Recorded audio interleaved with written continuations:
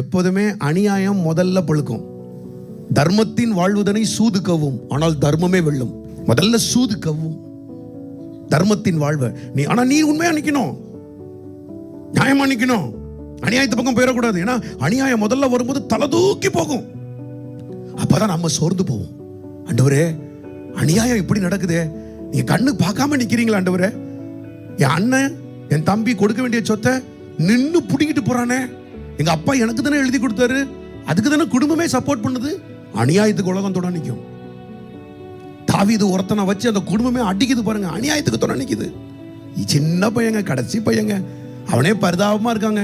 அவன் மேல எவனுக்காச்சும் பரிதாபம் வந்துச்சா மொத்த குடும்பமும் சேர்ந்து அவன் அடிக்குது. இந்த செய்தி எடுக்கும்போது ஆவியானவர் எனக்கு சொன்னாரு, பொய் குற்றச்சாட்டுகள் முதல்ல பழுக்கும், ஆனா உண்மை நிலைக்கும்.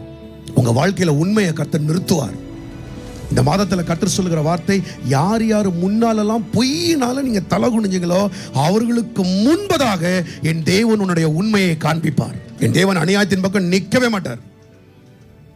இன்ஜஸ்டிஸ் இருந்து அந்த இடத்தை விட்டு கர்த்தர் கடந்து போயிடுவார்.